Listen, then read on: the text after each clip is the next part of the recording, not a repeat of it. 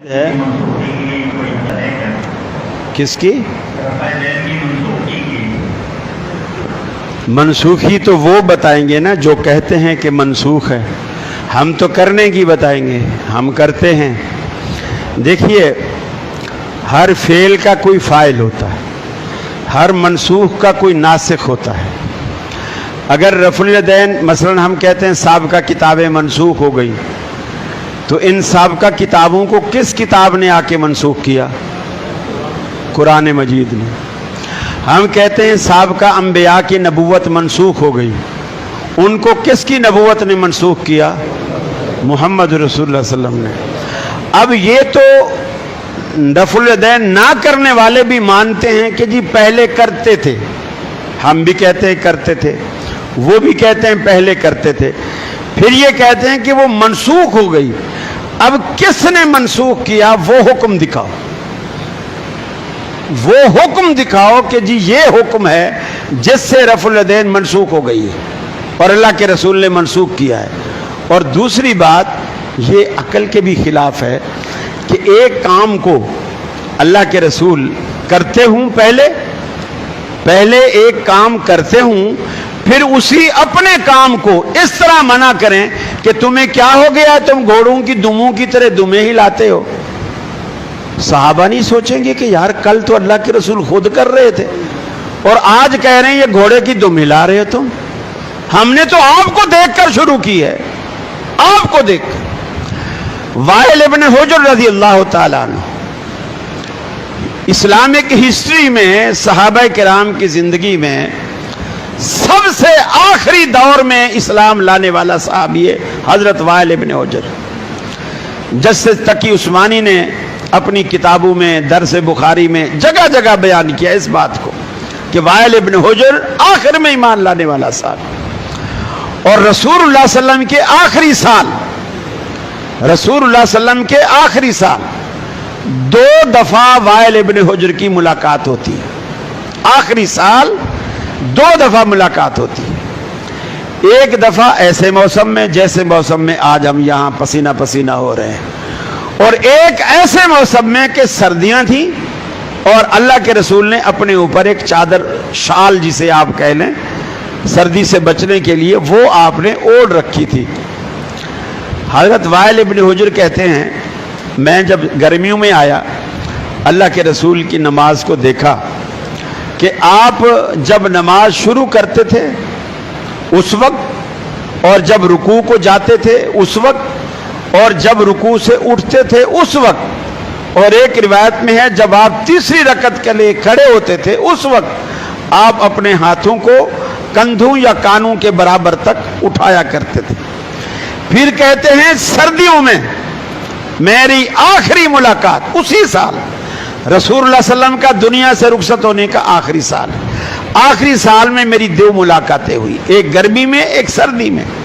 جب میں سردیوں میں آیا تو سردیوں میں رسول اللہ صلی اللہ علیہ وسلم نے اپنے اوپر شال اوڑھ رکھی تھی، لیکن جب آپ رفع الیدین کرتے میں نے خاص طور پر دیکھا آپ اپنے ہاتھوں کو شال سے باہر نکالتے، ہاتھوں کو شال سے باہر نکالتے اور کندھوں تک لے جاتے، اور پھر رفع الیدین کرنے کے بعد واپس اندر لے جا کر ہاتھوں کو باندھ لیتے۔ گویا اللہ کے رسول نے سردیوں میں سردی کے باوجود رفع الیدین کپڑے کے اندر چھپا کے نہیں کی، دکھا کے کی، تاکہ میری امت کو پتہ چلے کہ موسم چاہے سردی کا ہو یا گرمی کا ہو، یہ میری ایسی محبوب سنت ہے جسے میں سردیوں میں بھی نہیں چھوڑتا اور گرمیوں میں بھی نہیں چھوڑتا۔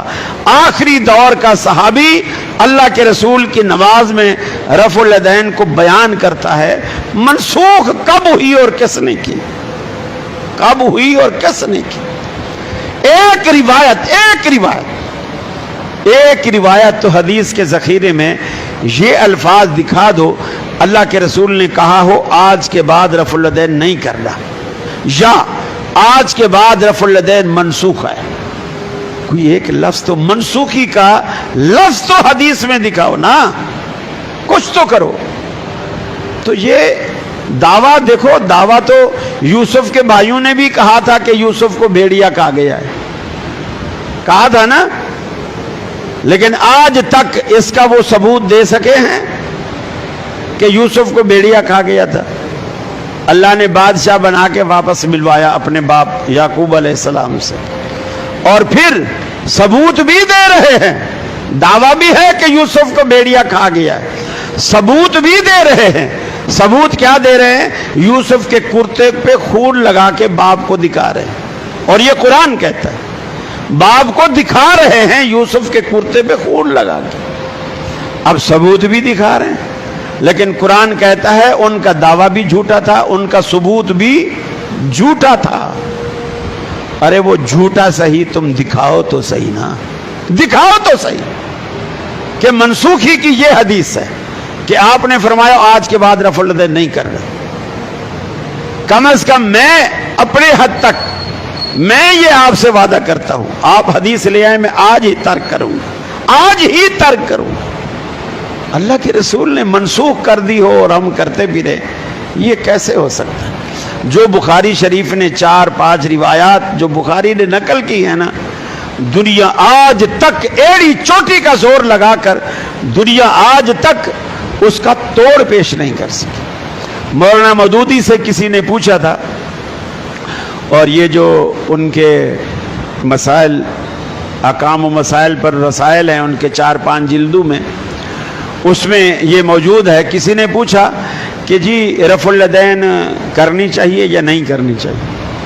انہوں نے جواب میں، حالانکہ وہ حنفی تھے، مولانا مودودی حنفی تھے، رفع الیدین نہیں کرتے تھے، جواب میں انہوں نے یہ کہا کہ امام بخاری جو 3-4 روایتیں لائے ہیں، دنیا آج تک اس کا توڑ پیش نہیں کر سکی، دنیا آج تک اس کا توڑ پیش نہیں کر سکی۔ شاہ ولی اللہ محدث دہلوی رحمۃ اللہ علیہ، ان سے کسی نے پوچھا، انہوں نے کہا، حالانکہ وہ خود رفع الیدین نہیں کرتے تھے، خود رفع الیدین نہیں کرتے تھے، کسی نے پوچھا، کہنے لگے مجھے رفع الیدین کرنے والے نہ کرنے والوں سے بہتر لگتے، اچھے لگتے، زیادہ پیارے لگتے ہیں رفع الیدین کرنے والے نہ کرنے والوں سے۔ احناف کے اب بھی بعض علماء ایسے ہیں جن سے تنہائی میں خلوت میں جا کر کے پوچھو رفع الیدین کے بارے میں، تو وہ کہتے ہیں کہ جی گھر میں علیحدگی میں کبھی کر لیا کرو، یہ بھی سنت ہے، مسجد میں نہیں کرنے دو، مسجد میں نہیں کرنے، لوگوں کو پتہ چل جائے گا، پھر لوگ بولیں گے کہ اچھا خود علیحدگی میں کرتے ہوں گے۔ مولانا ثناء اللہ پانی پتی، یہ 2 ثناء اللہ گزرے، ایک اہل حدیثوں کے مولانا ثناء اللہ امرتسری، ایک دیوبند کے مولانا ثناء اللہ پانی پتی۔ تو یہ جو مولانا ثناء اللہ پانی پتی ہے، ان کے کچھ وصایا چھپے ہیں، یہ قدیمی کتب خانے والے کراچی والے جو ہیں، انہوں نے وہ چھاپے وصایا، یہ وصایا وصیت کی جمع ہے، وصایا شریف کے نام سے، اس میں ان کی ایک وصیت ہے، وصیت یہ ہے کہ میرا جنازہ ایسے بندے سے پڑھوانا جو جنازے میں سورۃ فاتحہ پڑھتا ہو، جو جنازے میں سورہ فاتحہ پڑھتا۔ مجھے بتائیے اس پورے کراچی کیا پورے پاکستان میں جنازے میں سورہ فاتحہ کون لوگ پڑھتے ہیں؟ اب وہ ڈر کے مارے یہ تو نہیں کہہ رہا کہ میرا جنازہ اہل حدیث سے پڑھوانا، یہ نہیں کہہ رہا، لیکن بات ایسی کہہ رہا ہے کہ اس سے مراد اہل حدیث ہے، کہ میرا جنازہ ایسے بندے سے پڑھوانا جو جنازے میں فاتحہ پڑھتا ہو۔ تو میرے بھائیو، جب بعد میں تمہیں آخری عمر میں جا کے یہ پچھتاوا ہوتا ہے اور اپنے جنازے بچا رہے ہو، تو لوگوں کے جنازے کیوں برباد کر رہے ہو؟ مولانا انور شاہ کشمیری رحمۃ اللہ علیہ، یہ بات تو میں نے پچھلے سال ایکسپریس ٹی وی پر بھی یہ بات کہی ان سے۔ مولانا انور شاہ کشمیری، وہ قادیان کے اندر قادیانیوں کی کانفرنس ہوتی تھی، اس میں ہر سال بولے ہم بھی، قادیانیوں کی نہیں، دیوبند جماعت کی کانفرنس ہوتی تھی، علاقہ قادیان کا ہوتا تھا، تو وہاں ہر سال جاتے تھے۔ یہ جسٹس تقی عثمانی صاحب جو دارالعلوم کرنگی والے ہیں، ان کے والد گرامی مفتی محمد شفیع صاحب، یہ نانک واڑہ والے، ان کا وہاں بھی بڑا مدرسہ تھا، اور یہ تفسیر بھی ہے ان کی معارف القرآن کے نام سے۔ ان کی کتاب وحدت امت، مفتی شفیع صاحب کی جو جسٹس تقی کے والد ہیں، وحدت امت، اس کے صفحہ نمبر 13 پر ایک اہم نکتہ اور ایک اہم واقعہ کے نام سے وہ ایک بات موجود ہے۔ اور یہ نیٹ سے بھی آپ وحدت امت کو ڈاؤن لوڈ کریں گے مفتی شفیع کے نام سے تو یہ آپ کو پورا کتابچہ ڈاؤن لوڈ ہو کے آپ کو مل جائے گا. اور اس پہ لکھتے ہیں کہ قادیان میں مفتی شفیع صاحب کہتے ہیں کہ میں انور شاہ کشمیری کے پاس گیا فجر کی نماز کے بعد. وہ گھٹنے کھڑے کر کے گھٹنوں کے گرد حلقہ بنا کر اپنے سر کو گھٹنے کے بیچ میں دے کر بڑے افسردہ حالت میں بیٹھے ہیں. میں برابر میں بیٹھ گیا. جب وہ وہاں سے ذرا سا فارغ ہوئے اٹھے سر کو اٹھایا مجھے دیکھا تو میں نے کہا شاہ صاحب آپ کیوں پریشان ہیں؟ کہنے لگے نہیں کوئی بات نہیں. میں نے کہا نہیں حضرت کوئی تو بات ہے. تو وہ کہنے لگے کہ بس یہ ہے کہ میں یہ سوچتا ہوں کہ ہم نے اپنی عمر برباد کر دی.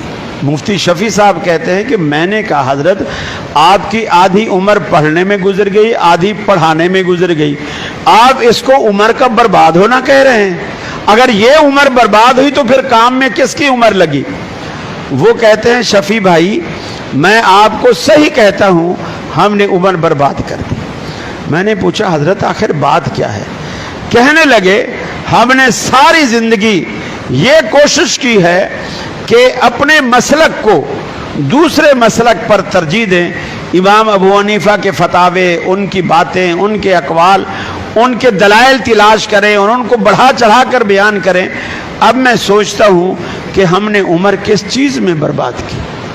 ارے جب آخری عمر میں جا کر پچھتانا ہے اس سے پہلے ابھی سوچ لو. جب پچھتانا بھی ہے تو ابھی پچھتا لو.